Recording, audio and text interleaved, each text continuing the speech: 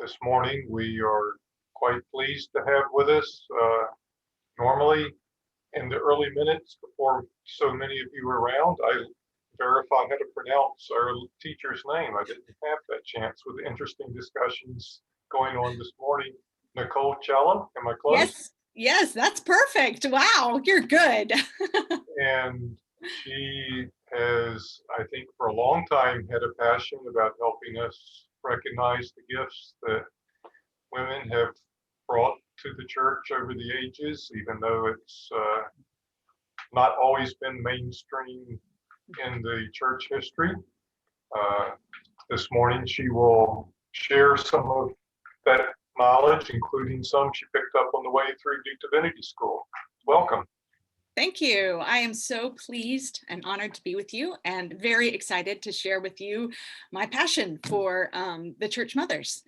So I will go ahead and get started. The talk is Reclaiming the Church Mothers, Wisdom from the Margins of Church History. So why bother with the margins in the first place? Well, that's where we find the prophetic voices. And as a people of faith, we've always relied on the prophetic witness for revelation, restoration, and renewal. We find ourselves in need of renewal today. I've heard descriptions of our era, our times, or our age that have included the postmodern turn, the Great Emergence, the quantum era, and the rummage sale, which is a 500-year cycle some have noted of religious renewal. So I want to start with a brief overview of how I see the arc of Christian development that develops kind of broadly. This is the general path. So there's a revelation, an apocalypse, an inbreaking, a new truth that we begin to explore and try to understand and embrace. And in doing that, we integrate those learned truths.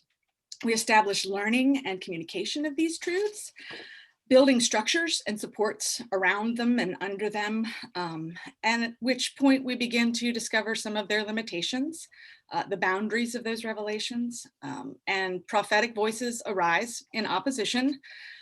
Then we tend to experience an unraveling of cohesion, which opens us up for further revelation when we become attentive again to the prophetic voices that we previously dismissed. So at each phase of the revelation, restoration, and renewal, telling our story is the way we continue to shape and reshape our collective identity.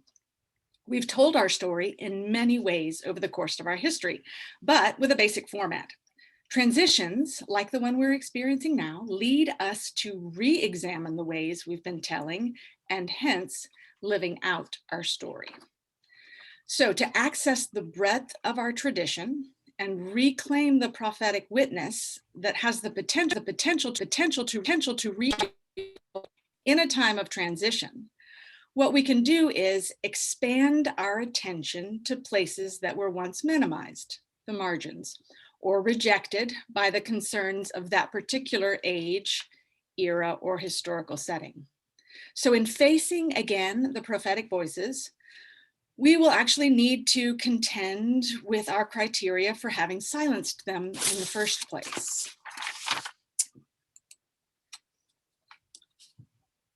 So according to Walter Brueggemann in his The Prophetic Imagination, he observes that the contemporary American church is so largely enculturated to the American ethos of consumerism that it has little power to believe or to act.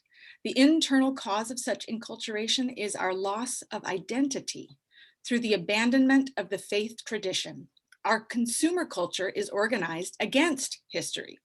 There is a depreciation of memory and a ridicule of hope, which means everything must be held in the now, either in urgent now or an eternal now. And I think he brings up some really important points about our identity loss, especially in a time of transition when we're trying to redefine who we are. And part of that faith tradition that has been discarded or disregarded, I believe, is some of the margins that we're going to look at today. We have become history resistant, which is why we tend not to turn there to look for answers. And as Americans, what can I say? We like Insta religion. It's quick, it's easy, it's prepackaged. We know what to expect. Kind of like fast food theology, you know, we get it to go. But without time to linger and savor and remember our past, we're actually left kind of starved and ignorant. So if we want to have eyes to see and ears to hear the prophetic voices, it means we have to stop for a minute and take a look in the mirror and decide that we're not so pleased with what we're seeing. So a pattern of behavior we have exhibited over time as a body, as the church, is that when our focus is consumed with the trappings of the day, the social, the moral, the political, the theological, that the prophetic voices are necessarily marginalized. We can't deal with that right now. We're already dealing with so much right now. The decentered are silenced, suppressed, and driven from sight. And yet their prophetic witness remains. Looking back historically to champion hope for renewal, we'll see that alongside the dominant voices and concerns of the ages still exists the othered. Their works, their teachings, their insights have in pieces and parts been quoted or integrated into the dominant voices, but without acknowledgement of the source and often without the proper value and appreciation for the way those sources differed very substantially from the voices who conscripted them. Removing the prophetic voice from the witness strips it of its power to transform and renew us. This has been done to our church mothers. We live in a time that's ripe for prophetic renewal, ripe for plumbing the depths of our own history to recover our memories and our hope. But to access the full richness that it has to offer to reclaim the prophetic voices of our spiritual mothers, we will need to reclaim some of the prophetic witnesses that have remained largely silent in our recollection of our tradition. The late Phyllis Tickle has famously offered a broad historical viewpoint to locate the seismic shifts taking place in American Christianity today. In her book that came out in 2008, The Great Emergence, How Christianity is Changing and Why. And again, in its follow-up volume in 2012, Emergence Christianity, What It Is, Where It's Going, and Why It Matters. But I pulled this quote from her first book, The Great Emergence, to illustrate what she's talking about. The Right Reverend Mark Dyer, an Anglican bishop known for his wit as well as his wisdom, famously observes from time to time that the only way to understand what is currently happening to us as 21st century Christians in North America is first to understand that about every 500 years, the church feels compelled to hold a giant rummage sale. And he goes on to say, we are living in and through one of those 500-year sales. Now, while the bishop may be using a bit of humor to make a point, his is nonetheless a deadly serious and exquisitely accurate point. Now, whether or not a 500-year cycle is helpful to you in framing the era we are currently all living through, prophetic renewal is not uncommon in our history. Seismic shifts in theology and practice do take place, and many are taking place right now. And as theologians, historians, and laypersons alike wrestle with the dramatic changes in our social, spiritual, and political landscape, multiple and varied opinions are voiced, structures are experimented with, but all are feeling the ground shake beneath us. Where do we run for comfort? To our stories of who God is and the relationship that has unfolded over time between God, humanity, and the created world. How do we navigate those shifts faithfully? We re-examine our story. How we tell our story matters. It shapes our identities and our practices and our ways of being the body of Christ together in the world. And it turns out, if we look back through our history, we have had many ways of telling and embodying our story.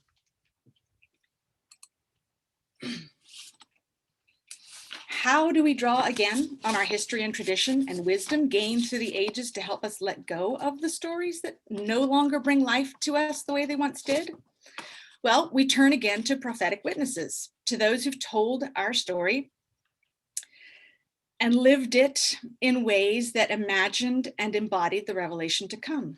Those that threatened to unravel the established norms of the day and so were rejected.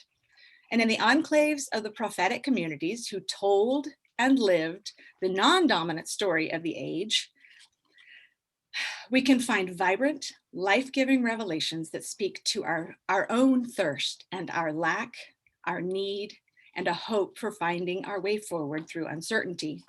But to reclaim the prophetic voice, we must confront our patterns of, okay, so I made up this word, hereditization, and I've kind of created a different form here, hereticism. So I looked on Google for a word and it failed me. I could not find a word that actually meant the process whereby we go through deciding who is and isn't a heretic. The closest I could come was anathema, but that's actually what happens after the process is over. So for our purposes here, I'll use hereditization or hereticism, just to talk about how we go about doing that. Which criteria has actually shifted over time, which is not surprising to you, I'm sure. In fact, people have found themselves on both sides during their same lifetime, or they flip-flopped after their life. So what we need to do then is reassess what we've cast aside and cast out. This can function at times throughout our history as a religious nuance, so ostracizing the undesirable or the unacceptable other. And in the case of the church mothers, this has been based largely on ideals we no longer even hold to be true. So women were considered base and immoral, perhaps even unredeemable for a while. The church fathers debated whether or not women could actually be saved just because they were women. They were commodities to be owned, traded, or controlled. And this was all really due to their physical bodies being female. In accepting the judgments of the dominant religious culture as God's only true voice, unfortunately, we participate in a form of collective amnesia. This is the sin we wrestle with throughout our history. Prophets, they are always despised in their own time. In fact, Jesus was rejected and considered ungodly and unspiritual and a heretic in his time by the keepers of the faith in his day. So the first step we need to do in order to reclaim the witness of these women is to what I want to call expand our knowing. So I want to take a minute and make a distinction between knowledge and knowing. So when I talk about knowledge in a theological sense of knowledge, I'm talking about information that we give mental assent to. So it's rooted in Greco-Roman Hellenic philosophical thought, and it's been blended with some medieval scholasticism and a healthy dose of post-Enlightenment scientific reasoning. I realize this is a broad strokes, but that's generally what I'm talking about with knowledge. But knowing, I'd like to talk about knowing in the Hebrew sense of yada, which includes an embodiment. So it's a whole body knowing, where the head and the heart and the gut, all of our centers of knowing are touched, and there's a lived knowledge to it, as in the word became flesh and dwelled among us. So if we can release our knowing from the limitations of knowledge, the way I have described it here, then we get to reach toward a broader understanding of knowledge that moves beyond the economies of the philosophical and theological discourses. So we will find ourselves in a position then to receive again what was once rejected. So what I'm doing is I'm advocating we shift our criteria for telling our story. Instead of holding tightly to the story we tell based on a tradition that's built on theological knowledge, let's expand the criteria into the realm of embodied witness. a more broadly defined knowing. So if you'll please bear with me, you may be asking by now, all right, so what do embodied witness, prophetic voices, and retelling our story in a time of renewal have to do with the church mothers? Well, I'm so glad you asked.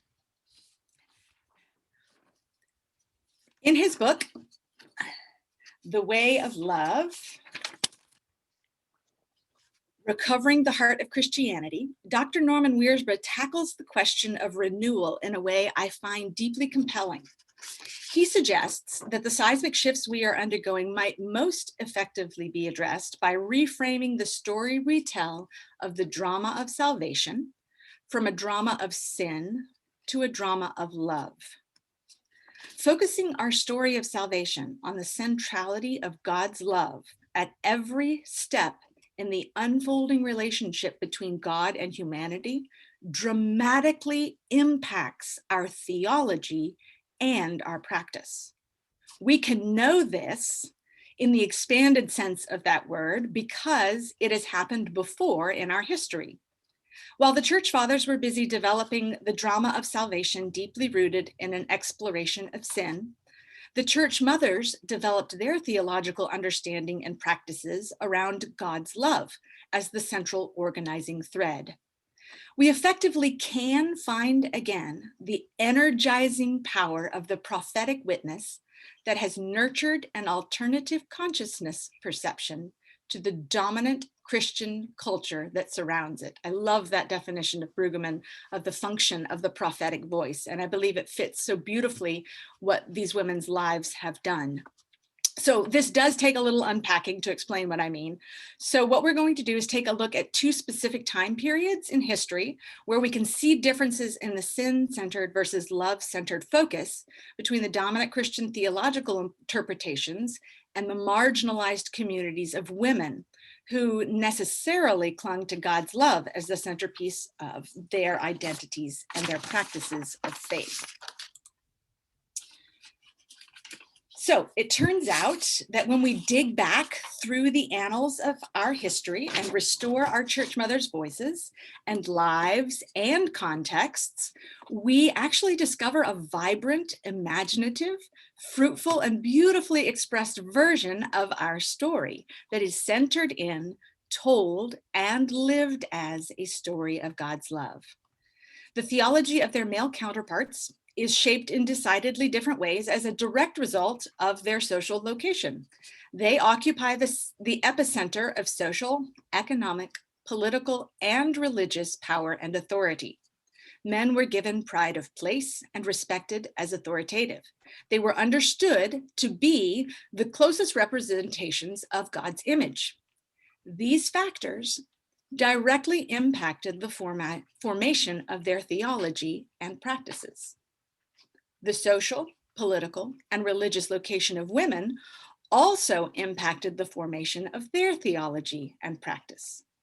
In revisiting why their voices did not carry on through time from their own merit, we will find that many of the reasons their voices were marginalized, buried, suppressed, or denied no longer exist.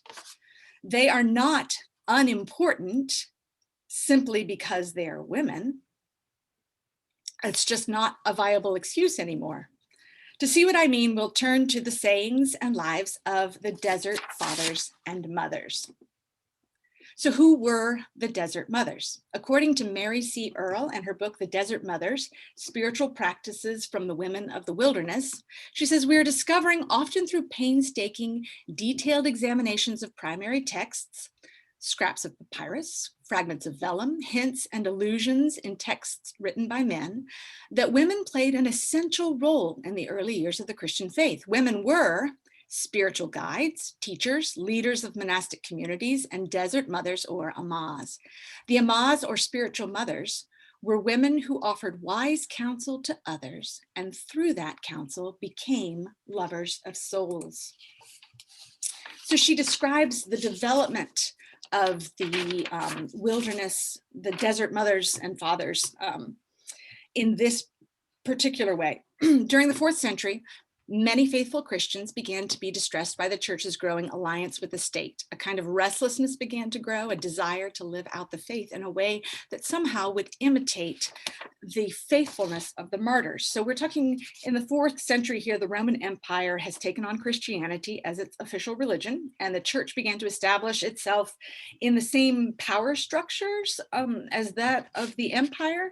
So the political, economic, and spiritual alignment between the two began to ignite prophetic voices and witnesses. One of the most startling aspects, she says, of the spirituality of these desert mothers was their insistence on not judging the actions of others. So the women's way of being in the desert provides a sharp contrast in some important ways to their male counterparts. So the excuse me, my goodness. The Desert Fathers tended to have a more sin-centered thought and practice. During this time period, Augustine is famously wrestling over his lust for life and women in his Confessions. And women posed lustful temptation. That included family, actually. So Benedicta Ward has assembled a number of the sayings of the Desert Fathers. And within those, there is a sister who turns away her brothers who are coming to visit her on her sickbed. She won't even let them into the room because she doesn't want to soil their reputations. A son, in another saying, wraps his mother in a cloak before assisting her across the water, decrying the temptation to lust over a woman. She asks him, why did you do that? And his response is, because a woman's body is fire. Simply because I was touching you, the memory of other women might come into my mind. And in yet another of the sayings, lust is actually considered death. Being a biological woman was accepted to be a spiritual liability, where sin is the central concern, as defined by lust and greed and gluttony. A woman's body itself was considered an unholy object. A woman's very existence was considered to be a lustful temptation, and in the sin-centered world of the most devout men of the day, lust is certain death. For women in their day and time, for the desert Amahs to speak and live the word of God, the center of their faith and devotion necessarily relied on pursuing love of God, neighbor, and self.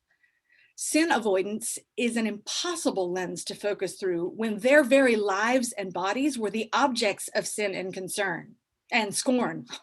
To minister love to God, others, and self, and to become the teachers God had called them to be, they were forced in crippling ways to deny their own bodies as created in God's image, at least while they were interacting with the men of their day. One such saying that illustrated that point was when 2 monks came from Pelusium to see Sarah. On the way, they said to each other, let us humiliate this Amah. So they said to her, take care that your soul be not puffed up and that you do not say, look, some hermits have come to consult me, a woman. Sarah said to them, I am a woman in sex, but not in spirit. The physicality of womanhood was considered a significant spiritual liability. So the wisdom that we have received that's been passed along from the Amahs by the Desert Fathers was necessarily tailored to the sin judgment centering of the Fathers' religious matrix. The necessity of denying the fullness of their embodied witness and their marginalized social and spiritual location in the sin-centered theological arguments of the day effectively cut us off from the deep wisdom their contextualized, embodied witness has to offer us. We don't have centuries of echo chambers filling volumes with responses to their thoughts, writings, and experiences as we do for the socially, politically, and theologically centered lives of the men of their day, such as Augustine of Hippo. To reclaim the desert mothers, we need to turn to their texts and their contexts and their lives. If we do so, we will find both an articulation as well as an embodied witness to a Christian life of faith centered on the love of God.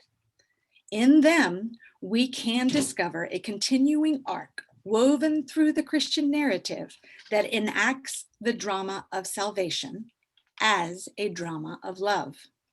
These women, Matrona, Sarah, Syncletica, Melania, Paula, Theodora, have left us a heritage of faith in both words and deeds that have shaped us tangentially throughout history, but hold the potential to reshape us intimately if we intentionally invite them back into our lives.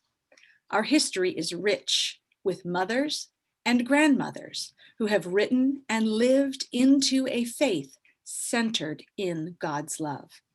In many ways, we have become orphaned, denied access to our inheritance in their faith.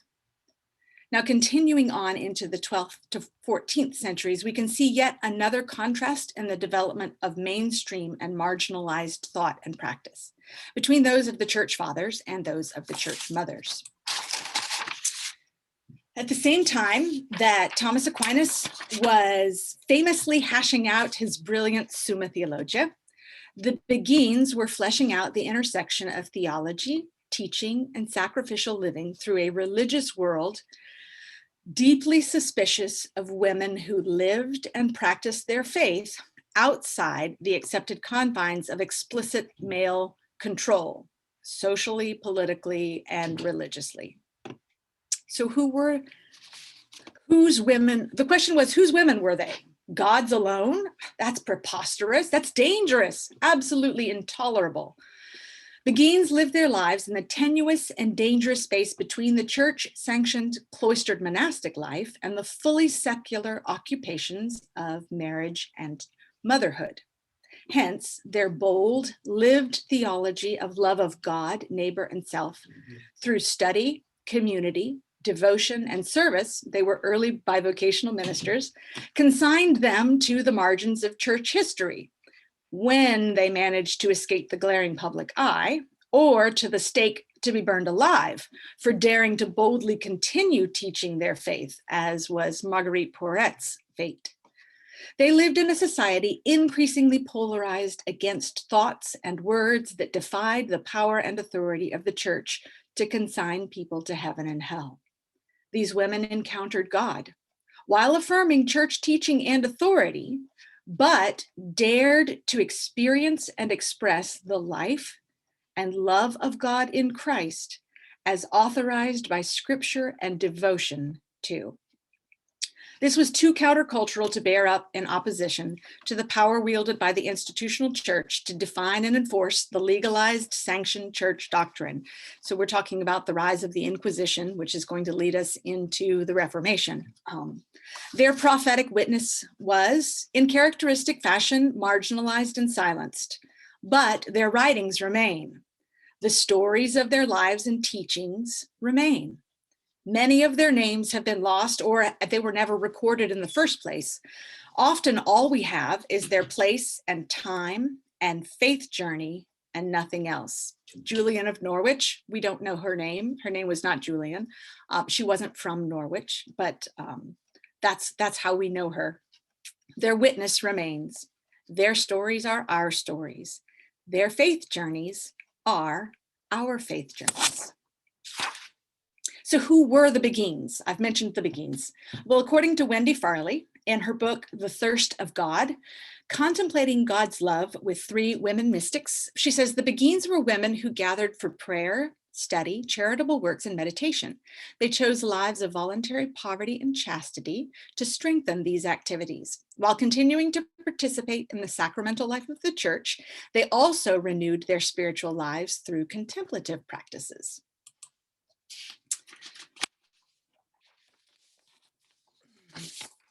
He characterizes their communal practices within their historical context in this way. The alchemy of theology and practice occurring in women's communities was part of a larger discussion among confessors, monks, nuns, friars, and lay people.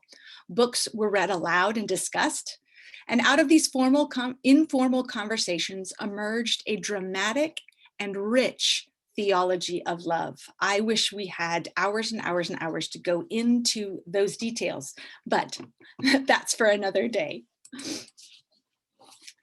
So these women pursued the nuances of God's love and how that was to shape their lived realities, their social and economic marginalization, and their objectifications as controlled commodities. Their response was to turn their eyes on Jesus.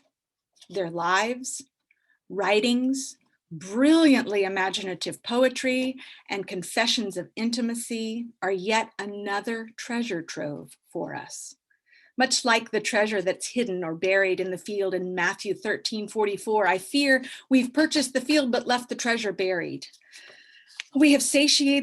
Have we actually satiated ourselves with just the most accessible contours of our historical landscape? The land, the soil, the trees, prospects for building and planting on the acreage that is our tradition still possesses, hidden within, the less accessed treasure buried in these women's witnesses. Are we willing to make rooms on our bookshelves, in our hearts, minds, and prophetic imaginations to be taught the ways of God's life and love in the world through their unique witness? Hildegard of Bingen, Mathilde of Magdeburg, Hadavik, Catherine of Siena, Marguerite Porete, Julian of Norwich, Teresa of Avila, and too many more to name them all, have left us within their clamshelled histories the irritants that were formed into pearls of wisdom. The pages of wisdom they have bequeathed us are not so accessible. They are different. They're hard to comprehend within the expected constellation of church writings and theological musings we've come to expect and have had translated and simplified for us over the centuries.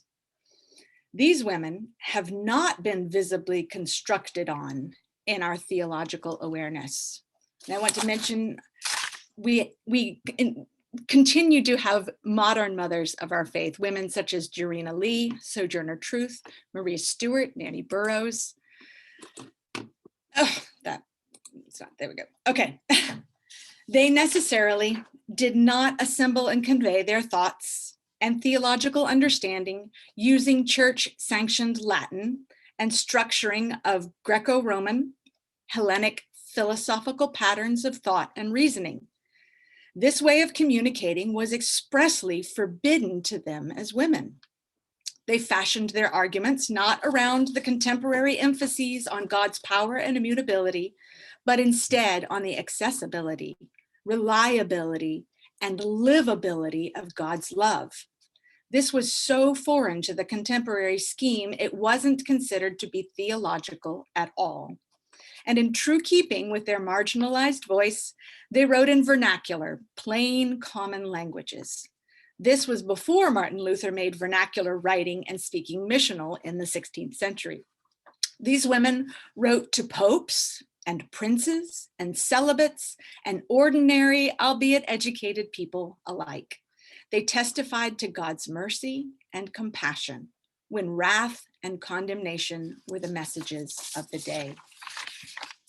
To grasp their heart, their vision, their testimonies to God's story of love is no small task. Were you to pick up any of their writings off a bookshelf, either digital or print, you might very well be shocked and dismayed.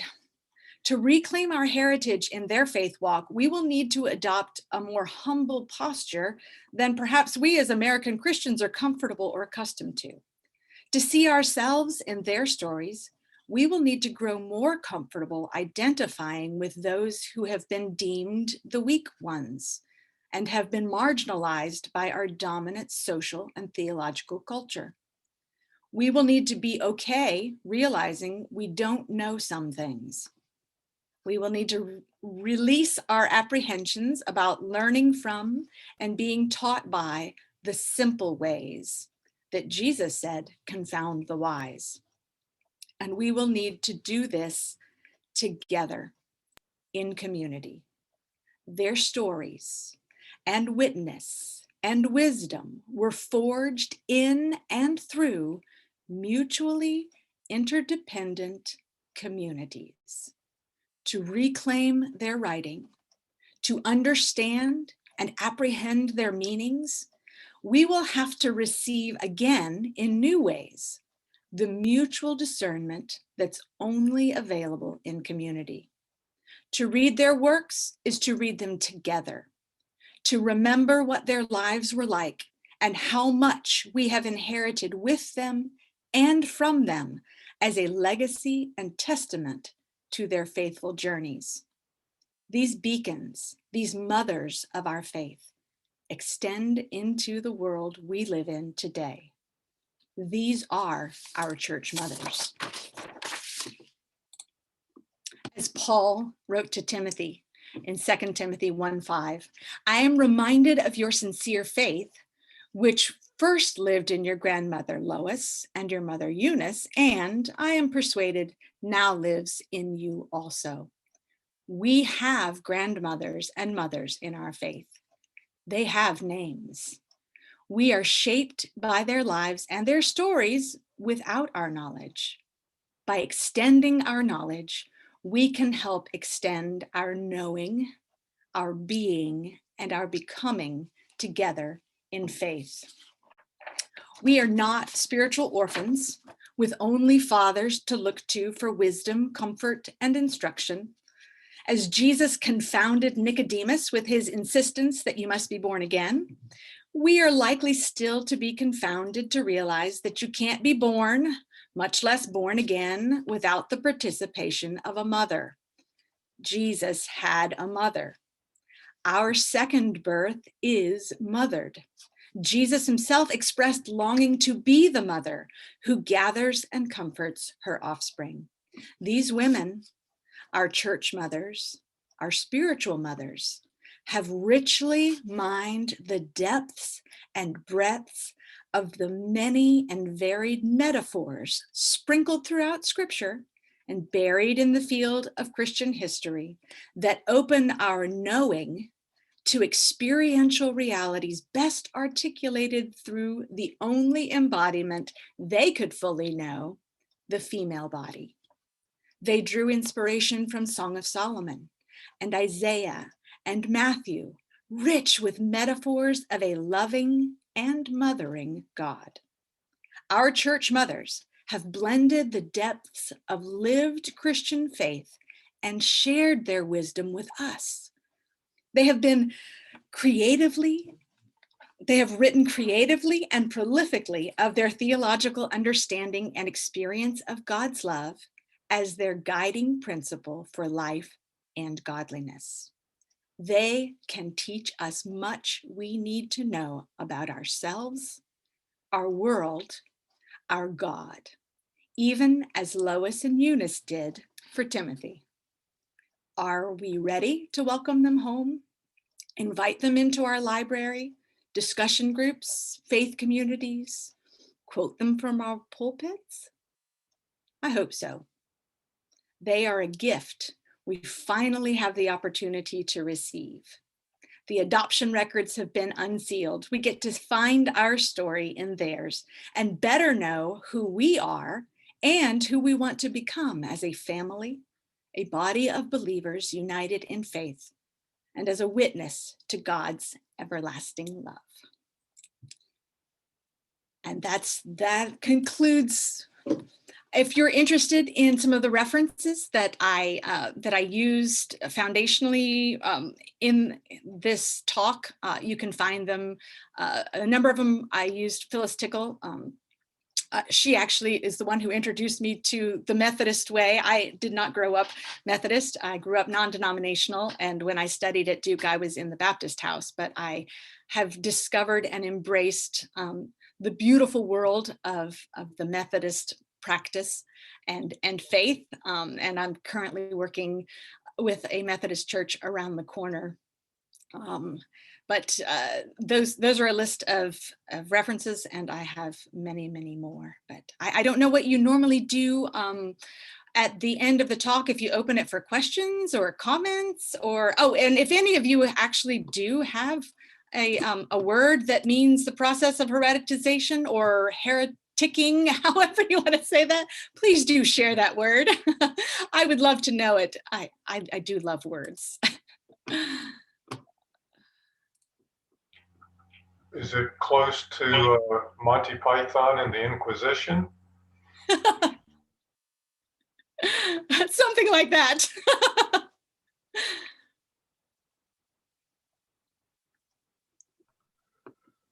So that was wonderful. I had a chance to read about 10 years ago a wonderful book called The People's History of Christianity by Diana Butler Ross. And of course, I don't remember the details of it, but what I do remember of it is that her basic thesis was similar to yours, but it also brought up the idea that the very early church grew and spread because of the love of women and the way they expressed that with the people they were with. And it was just the nature of that experience that led to the early growth of the church. So it's not an intellectual, theological kind of approach, but it seems like a very powerful argument. I'm just wondering if you're aware of that or have any comments on it. That is beautiful. It doesn't surprise me. I am familiar. I have not read much of Diana Butler. I believe it's Bass. But now I want to read that book. That's not surprising in any way.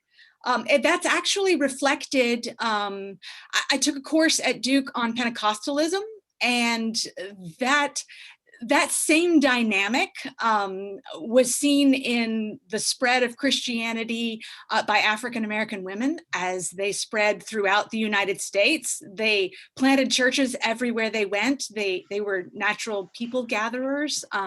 They knew how to love, not just in word and in deed, but in every aspect. I mean, their lived theology just blew my mind. So yes, that core of God's love is a powerful igniting force. And that's exciting. What was the name of that book again? It's called The People's History of Christianity. Okay, yeah, I've heard of that. I need to pick that up. Yeah, it's a powerful book. Wonderful. I was fascinated by this idea that between the women promoting the love of God and the men being more concerned about sin, and that to me is just fascinating. It makes me think back about the Pilgrims and how there was so much focus on living exactly a certain way, and the women often getting in trouble. And so that just opens up a whole different way of thinking about the history of Christianity, about this whole idea of the sin version. It's like that's the one we've been immersed in most of our lives. And I grew up a Southern Baptist, but then became a Methodist. And now I'm at Duke. Yeah, So, I do love the grace. I do love the Methodist grace. It is, you're right. I grew up in that as well. So I don't know if others find that idea, that dichotomy of the sin version and the love version, if others on the call find that as striking, as a revelation of a different way of looking at this. I just never thought of it that way before.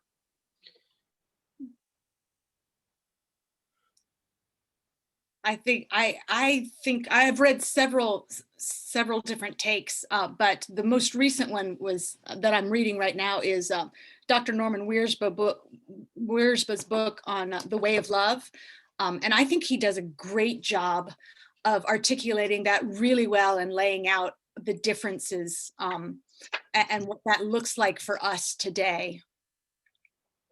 How do you spell his last name?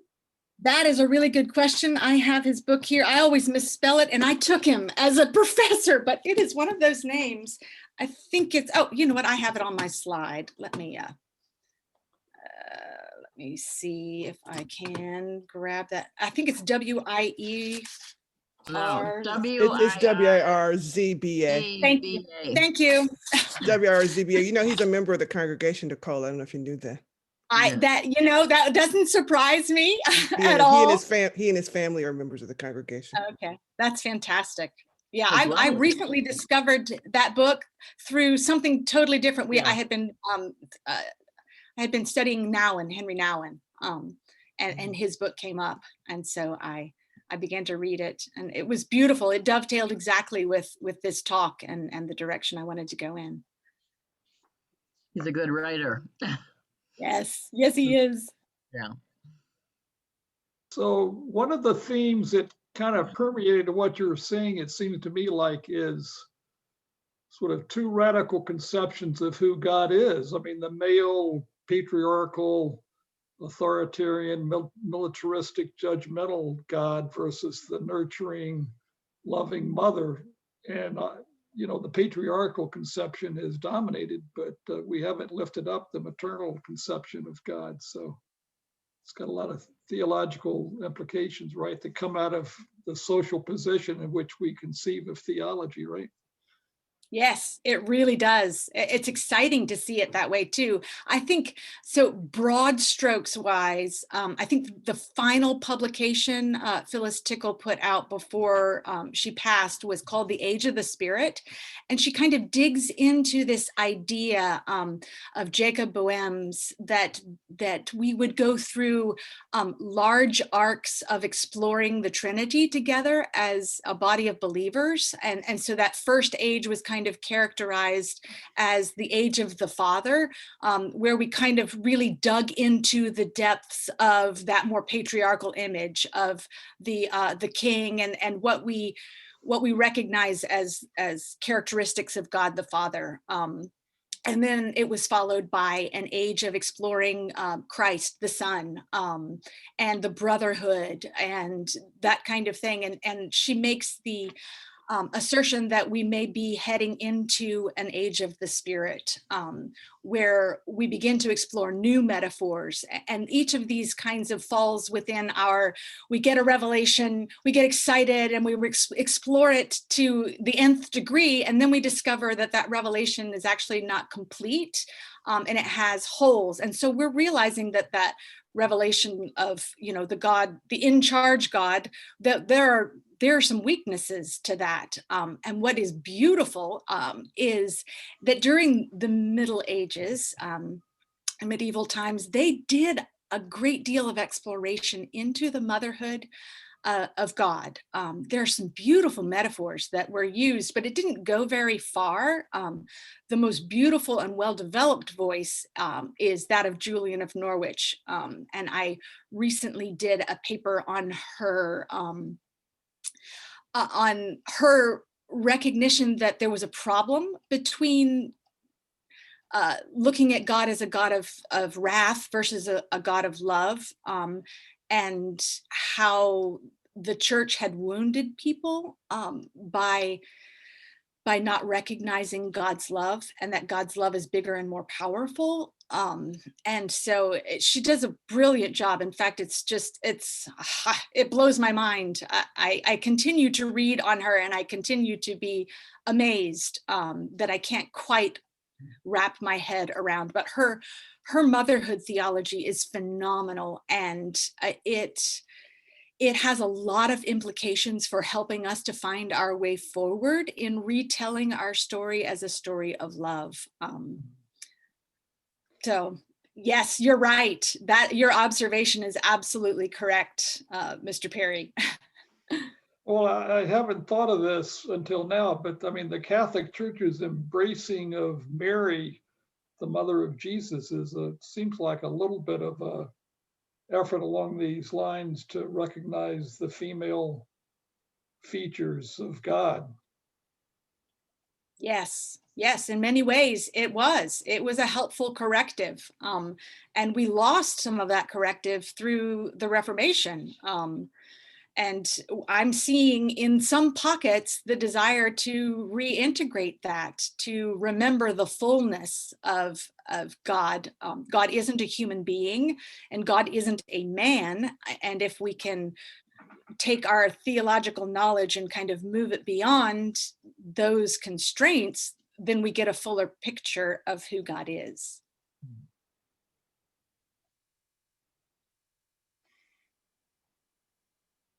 Anybody else have a comment or a question or just something they want to say? Nichole, can you hear me? Yes, ma'am. Hi, Jennifer. How are you?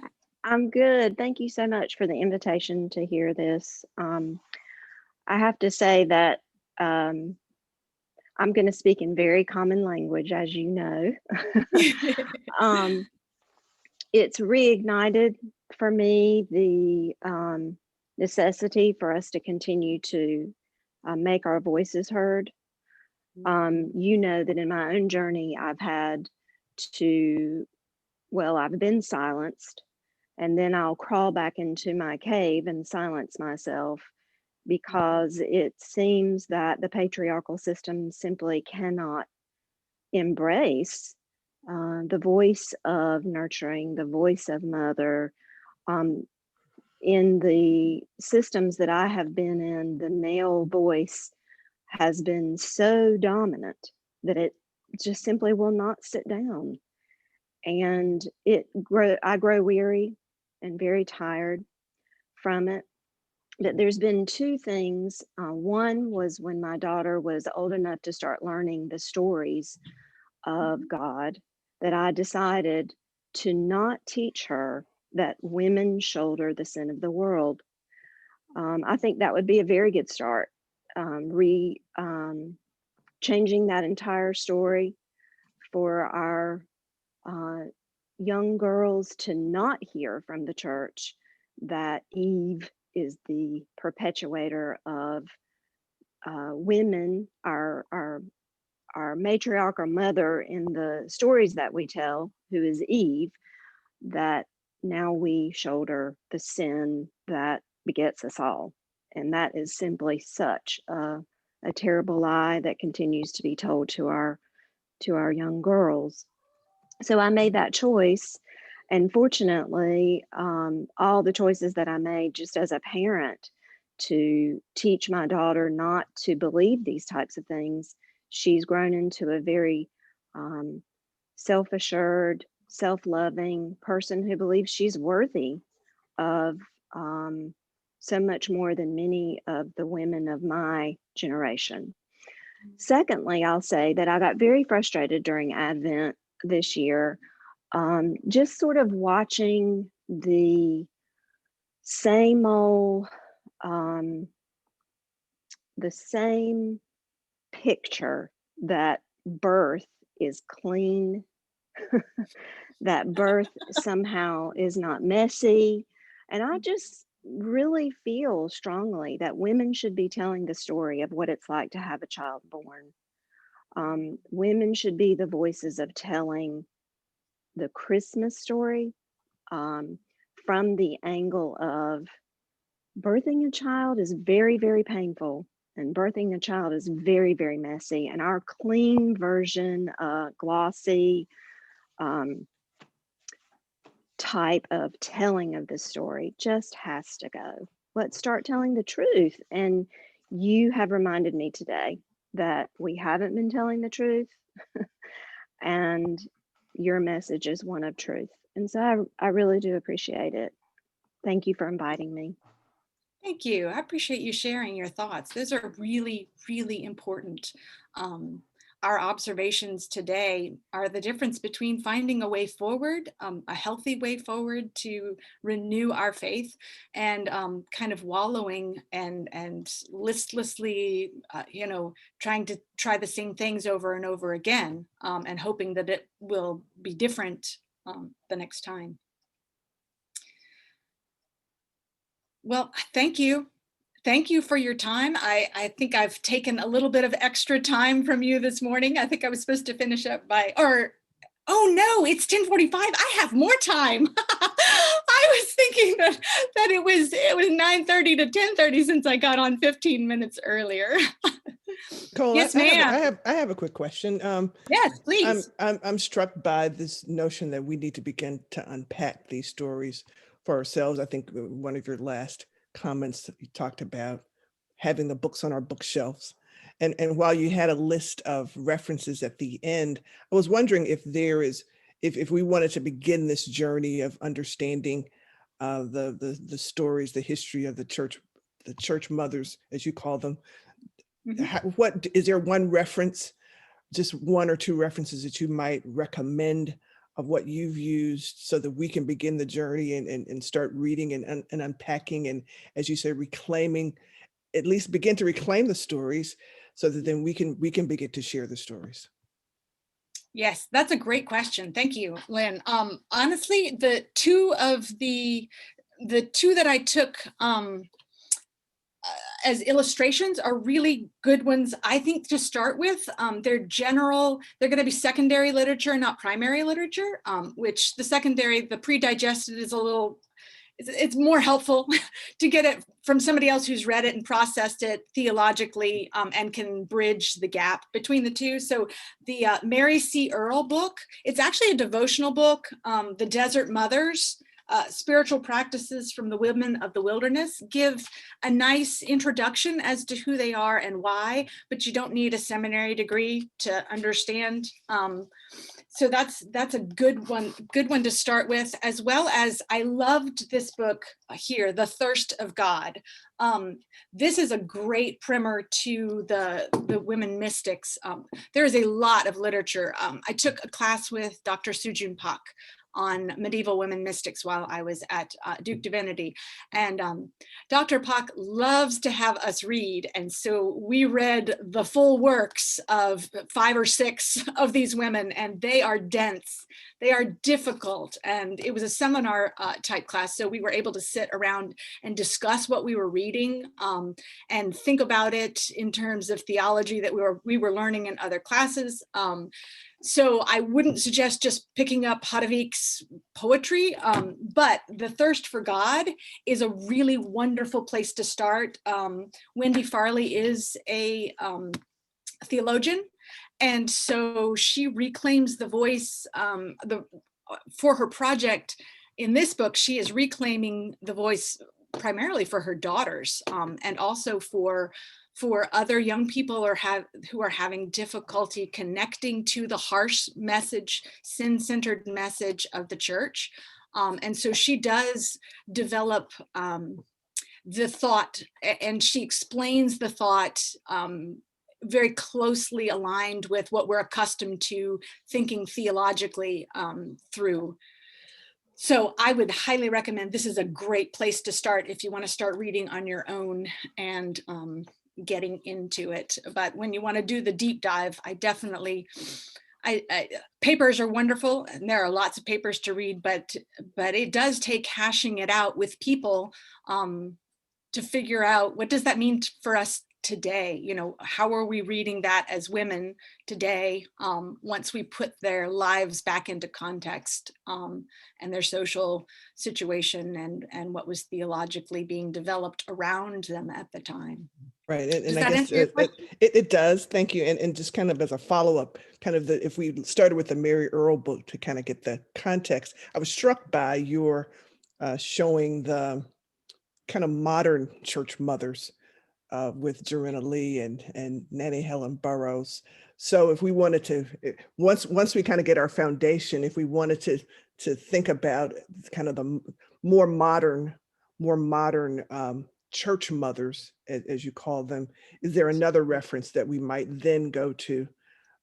Because I really frankly hadn't thought about, of course, I'm familiar with Joanna Lee and Nanny Helen Burroughs. I'm a Baptist, and she's a Baptist woman, but I guess I hadn't thought of her in the same kind of context or arc as you had described. And I really find that fascinating. So is there probably another reference that includes these kind of women as we continue kind of the theme across the centuries, in essence, about new mothers, church mothers?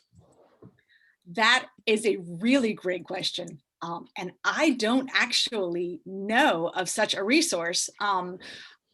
It could exist.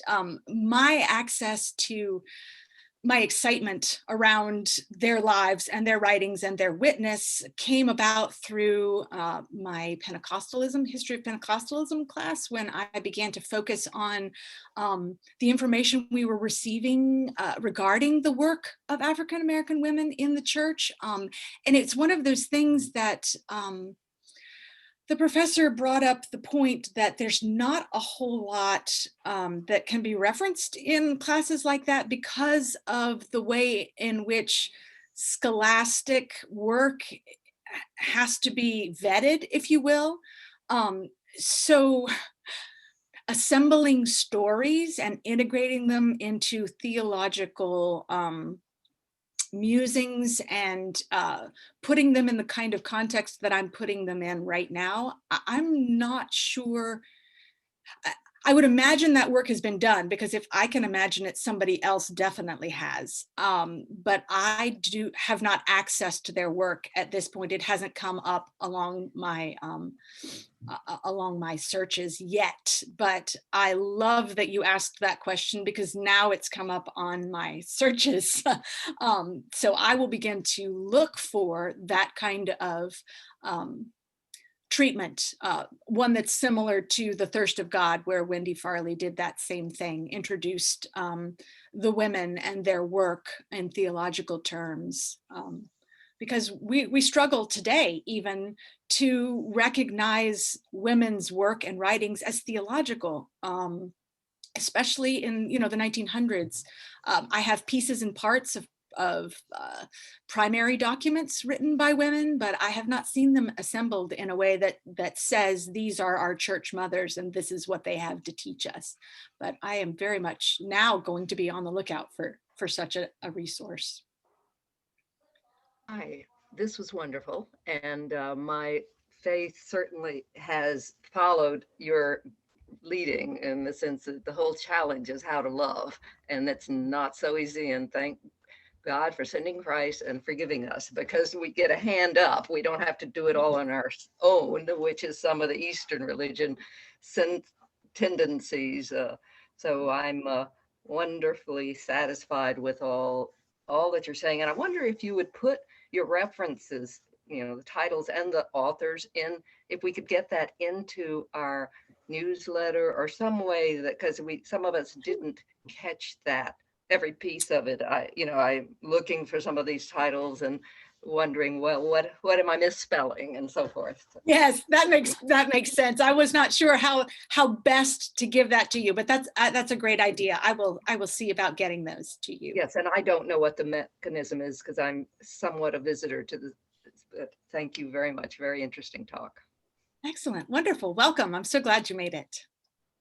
You're welcome. Thank you. So if Nichole has more things that she could share with me in email, and Okay. I can then pass that along to the regular suspects in this class. And if you're a visitor with us today, I guess I should put into chat my email address so I can know how to get it to you.